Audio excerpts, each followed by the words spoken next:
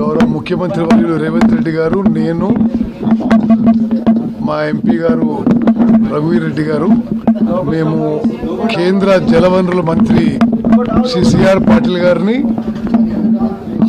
Ministry secretary Debasish Mukherjee గారిని కలిసి తెలంగాణకి సంబంధించిన అనేక ముఖ్యమైన అంశాలు సుదీర్ఘంగా చర్చించడం జరిగింది.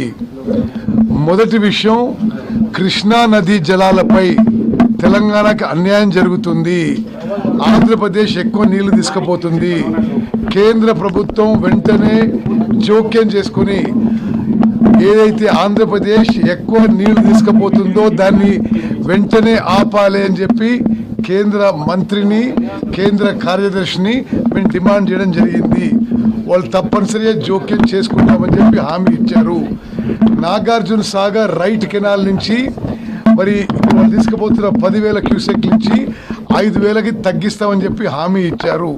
అదేవిధంగా మూచిమర్రి నుంచి వాళ్ళు తీసుకుపోతున్న నీళ్లు కూడా ఆపిస్తామని చెప్పారు. కృష్ణా నదీ జలాలపై సుదీర్ఘ చర్చ జరిగింది. ముఖ్యమంత్రి గారు, నేను తెలంగాణ రాష్ట్రం విషయంలో, తెలంగాణ రైతుల విషయంలో, కృష్ణా నదీ జలాల విషయంలో తీవ్ర అన్యాయం జరుగుతుంది, తప్పనిసరిగా central government must intervene immediately and forcefully అని డిమాండ్ చేయడం అని మేము చెప్పాం. వాళ్ళు చేస్తామని చెప్పి హామీ ఇవ్వడం జరిగింది. అదేవిధంగా గోదావరి బంకంచెర్ల ఏదైతే లింకు ఆంధ్రప్రదేశ్ ముఖ్యమంత్రి చంద్రబాబు నాయుడు గారు ఏదైతే ప్రపోజల్ పెట్టారో, మరి ఆ ప్రపోజలు కేంద్ర ప్రభుత్వం ఇప్పటి వరకు ఏమీ చర్యలు తీసుకోలేదు. మేము మా అబ్జెక్షన్ పెట్టినాము. అది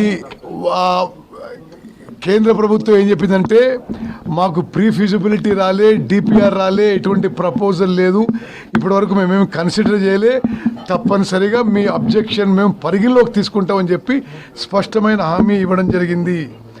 అదేవిధంగా కృష్ణా వాటర్స్ డిస్ప్యూట్ ట్రిబ్యునల్ 2 దాంట్లో ఈ 811 టీఎంసీల్లో తెలంగాణకే ఎక్కువ ఇవ్వాలని చెప్పి మరి ఆ కేడబ్ల్యూడి 2ని తొందరగా అది హియరింగ్స్ పూర్తి చేయాలని చెప్పి కూడా కేంద్ర ప్రభుత్వాన్ని అడగడం జరిగింది.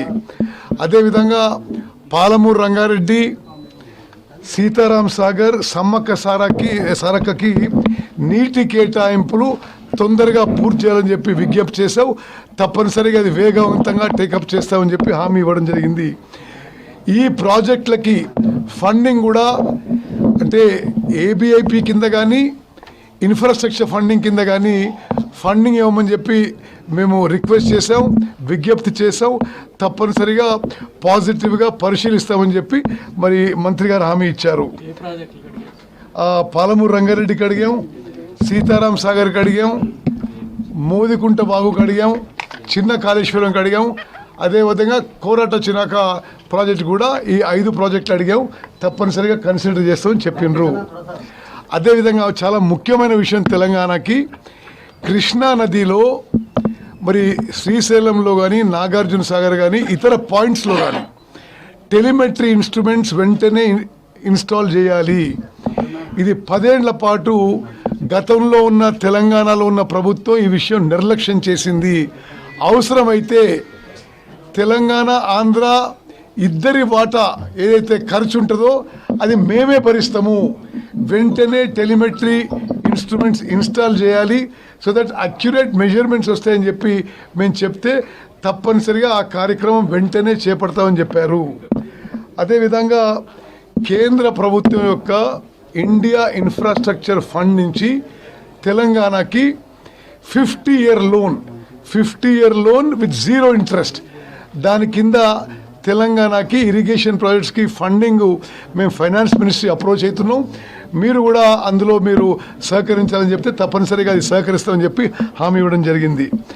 అదేవిధంగా NDSA, national dam safety authority, Medigadda ఇతర 2 బ్యారేజీల కొలాప్స్ పై అయితే ఎంక్వైరీ ఇన్వెస్టిగేషన్ జరుగుతుందో అది తొందరగా మాకు రిపోర్ట్ ఇవ్వండి, ఆ రిపోర్ట్ ఆధారంగా మేము ముందుకు పోదలుచుకున్నామని చెప్పాము. తప్పనిసరిగా అతి త్వరలో ఎన్డిఎస్ఏ రిపోర్ట్ ఇస్తామని చెప్పి చెప్పడం జరిగింది.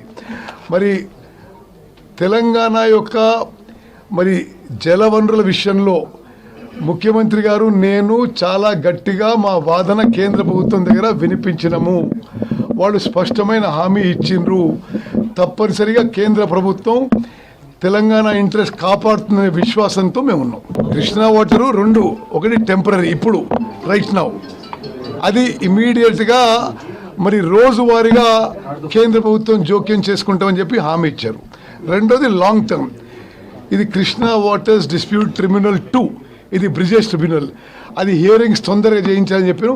అది కూడా వాళ్ళు టేకప్ చేస్తామని చెప్పారు. తుమ్మడి ఎట్టి దగ్గర గతంలో కాంగ్రెస్ పార్టీ ప్రపోజ్ చేసి పనులు మొదలుపెట్టిన ప్రాణహిత చేవెళ్ల ప్రాజెక్ట్ విషయంలో కూడా కేంద్ర ప్రభుత్వంతో చర్చించాము. మీరు కూడా మహారాష్ట్ర ప్రభుత్వంతో మాట్లాడి అవసరం ఉంటే చాలా కొద్దిగా ల్యాండ్ అక్విజిషన్లో కోఆపరేట్ చేయాలి, ఆ పనులు కూడా తొందరగా మొదలు పెట్టబోతున్నామని చెప్పి కేంద్ర ప్రభుత్వంతో డిస్కస్ చేశాం.